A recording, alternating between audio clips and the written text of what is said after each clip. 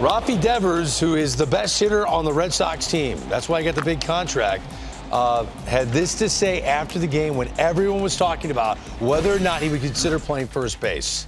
All right, now follow along. This is from Rafael Devers, quote, "I know I'm a ball player, but at the same time, they can't expect me to play every single position out there. In spring training, they talked to me and basically told me to put away my glove, that I wasn't going to play any other position but DH. So right now, I just feel like it's not an appropriate decision by them to ask me to play another position. It was the GM that I spoke with. I'm not sure what he has with me. He played ball. I would like to think he knows that changing positions like that isn't easy." Now, this is from Gabrielle Starr. This is a quote she took from Rafael Devers. Quote, "They put me in this situation. They told me that they didn't want to allow me to play any other position. And now I think they should just do their jobs, essentially. Hit the market, look for another player." Wow. I mean, wow. Wow. They got some problems. Can I just say, when you miscue two fly balls in left field, what do they always say? The ball will find you. Yeah. The ball has found the Boston Red Sox. Of all the players to get injured after Rafael Devers loses his spot at third base, the one that you couldn't afford to lose because it would bring back this whole, is Rafael Devers going to play defense again, is Tristan Casas.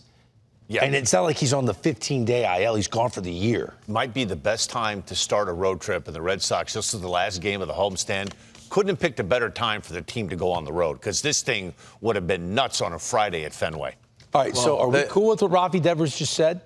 I have no problem with it. Look, it's been a saga now, and he gets asked about it every day. But this, I think, knowing Ralphie and knowing the other men involved here, is a sit-down conversation. It's a sit-down.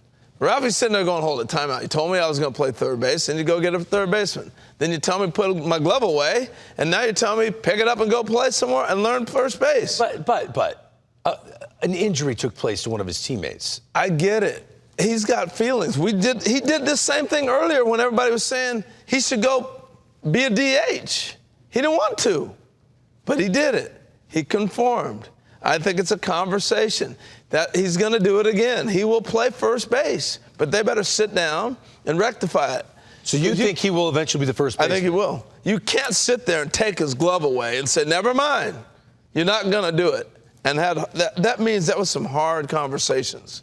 To tell a guy who's a $300 million player and been an all-star and he only committed 12, 14 errors after he's worked his tail off down from 100 to and say, he's got the last contract basically of his career with you. So he decided to stay loyal to the organization. throw your glove away. Don't worry about it. You know how hard that was for him? Oh, he struggled mightily.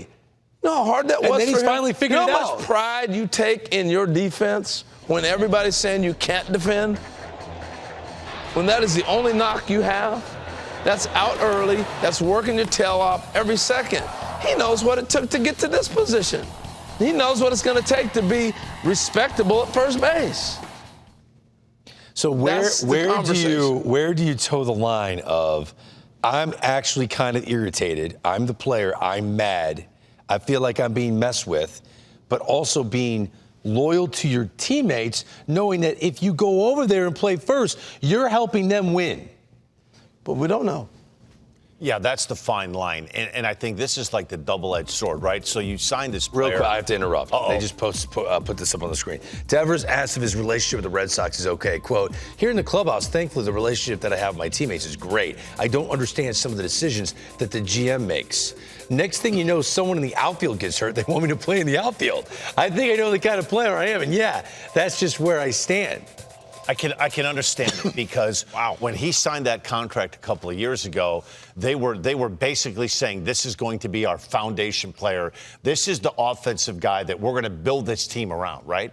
And I'm with Harold. All of a sudden you bring Bregman in. No, he's probably going to play left field, maybe some second base. No, he's playing third base. You're going to DH. And I'm sure Devers was like, wait a minute. So it's a fine line. And I'm sure that there are guys on the team that can understand if he feels like that, because when you tell a guy, hey, no, put your glove away, you're going to DH. You lost your job at third base. We brought in Alex Bregman, and the word was Bregman might play second, maybe a little bit of outfield, see if he can transition. He's playing third, by the way. You're going to DH. This is the one thing I'll say to defend Craig Breslow and the Boston Red Sox. You did pay this man handsomely. No question. You gave him a $300+ million. I think eventually he will move to first. So But my point is this. Let me finish my thought. All right. If you give a guy over $300 million, he's not just a player on your roster. He's a partner in your organization.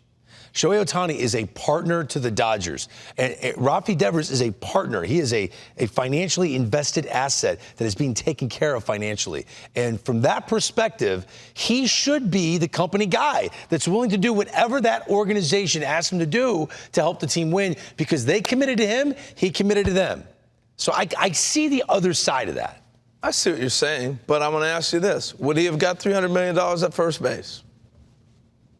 Probably not, because up until when Vlad Guerrero signed that $500 million deal, like 290 Albert Pujols, there was some first base. Yeah, but that's a free agent. They knew what they thought of him defensively. So they knew they clearly weren't excited about his defense, but they gave him the contract anyway. It was the bat that they paid for. So you said he's a partner in this. Well, he's being a partner in this.